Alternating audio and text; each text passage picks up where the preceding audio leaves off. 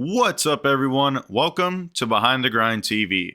Today, we're taking a look at Warhammer 40k Boltgun, a Doom-inspired first-person shooter set in the grimdark future of the 41st millennium.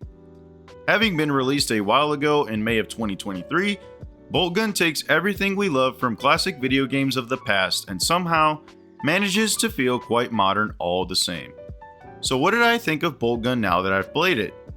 Before we begin, I want to ask you to please consider liking this video and subscribing to the channel with the bell notifications on. On another note, thank you for all the support here on the channel as of late.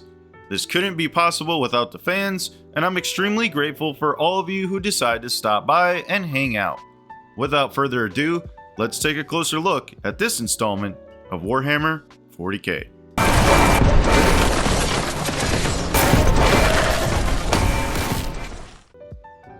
So Warhammer 40k Boltgun is what the community has collectively called a boomer shooter, a first-person retro shooter that puts us into the role of Ultramarine Stern Guard veteran Malum Cato.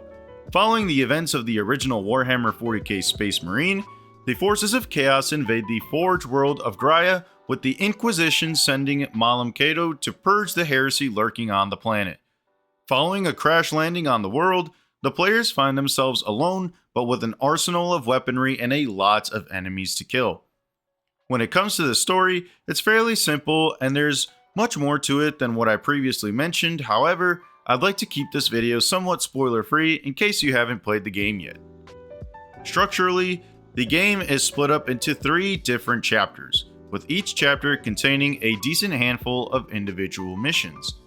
Upon engaging in your first combat encounter, you'll find what this game does best, bringing to life the power fantasy of being an overpowered space marine on a relentless, rage-induced spree as you mow down thousands of enemies. The gameplay is front and center. Boltgun is quite literally self-conscious even when it comes down to the title itself, being named after the famous bolter. You, the player, are the weapon, and you'll quickly find out that in order to survive, you'll have to completely master your arsenal, which includes a shotgun, an array of grenades, a heavy bolter, a chainsword, and even a freaking grav cannon that just melts enemies. Speaking of enemies, you can't have such great variety of weaponry without an equally impressive roster of heretics to destroy. The forces of Chaos are here in all their unholy depravity, with basic fodder such as Nurglings, Cultists, Flamers, Chaos Marines, and Blue Horrors, to heavy hitters such as Chaos Terminators and Bloat Drones, and even some Chaos Demon mini-bosses, like the Great Unclean One and the Lord of Change. Like I love to say, all the weapons here are fun to shoot with, and all the enemies are fun to shoot at. My only negative with the enemy roster in this game is that we have the basic Chaos Space Marine of the Black Legion. However, the Thousand Suns and the Death Guard factions are present here, but lack any Rubric or Plague Marines. Not a big deal overall, but if we get a sequel, I think it would be cool to fight a bigger variety of Heretic Marines, just to kinda get better immersion next time. At its core, this is classic Doom-inspired combat and game mechanics at its best. Corridors of countless enemies encountered in great level design that, even if a little simple, is exactly what this kind of game needs to be great. Boltgun isn't here to be an in-depth character study with rich writing and world building. It's here to kick ass and blow shit up.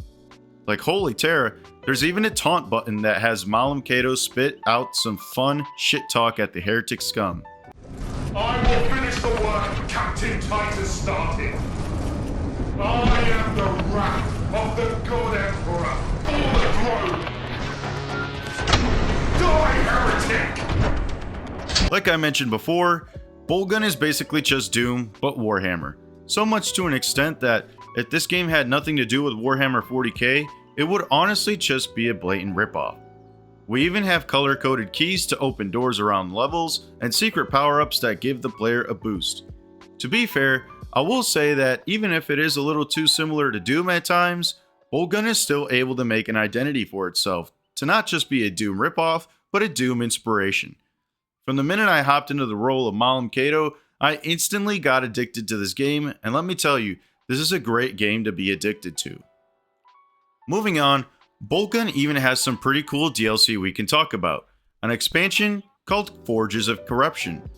Following the events of the main game, Forges of Corruption finds Malam Kato once again leading the fight against the armies of chaos in a new chapter loaded with plenty of new levels and environments. The DLC brings some new enemy types, one of which is the Hellbrute, a foe that, if you're familiar with Warhammer 40k, is a beefed up heretic dreadnought and 2 new weapons, the missile launcher and the multi-melta. Little bit of a pet peeve, but last I checked, missiles are smart and rockets are dumb, meaning that it's technically a rocket launcher because the projectile isn't guided, which is what makes a missile. Silly to mention, I know, but anyway, Forges of Corruption basically does what the base game did, but bigger and better. Environments open up a bit, and when it comes down to sheer quantities of chaos troops, you can quickly find yourself overwhelmed if you haven't gotten the hang of the combat loop. A small negative to go in with that, I find myself running low on ammo a lot, due to the insane amount of enemies, but I guess I just had to get better at ammo management. Overall, for $6, Forges of Corruption is a well-packed DLC that is well worth the money spent. To bring everything together, we even have the addition of a Horde mode, which is good fun. I love clowning on Space Marine 2 for being unable to design and complete a Horde mode, even more now that apparently at the time of making this video, it's going to take them 8 months, which is unacceptable. Boltgun, on the other hand, offers a fast-paced, close-quarters arena shooter that puts players up against chaos in a grueling fight in the arena. There are 12 rounds to play, and upon completion of a round, the player will get access to new weapons and keys to open up rooms to obtain new weapons and power-ups. Players can choose one of the 4 difficulties, and Horde culminates with a boss round once you make it to round 12. I didn't necessarily care much for Horde, although it is nice to just have an excuse for dumb fun without having to play the story mode, so I'm glad it's here for those who just want to play it.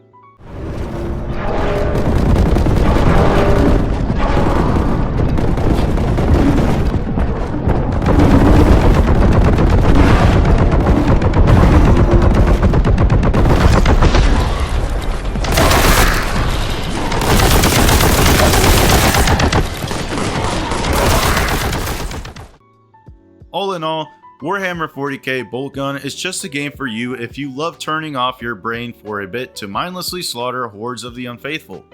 As I've mentioned before with the release of Space Marine 2, Warhammer has had such an increase in popularity to the point where apparently Moist Critical is addicted, and frankly, so am I. As Warhammer fans, we've been eating pretty damn good, and it seems like every other day I'm finding something new to learn about or play. So if you haven't played Boltgun yet, I'll absolutely recommend you go out and buy it and play it for yourself. If you enjoyed the video, please give it a like and subscribe to the channel for more content. Thank you so much for watching and for all the support here on the channel. This has been Behind the Grind, and I'll catch you on the next one. Peace!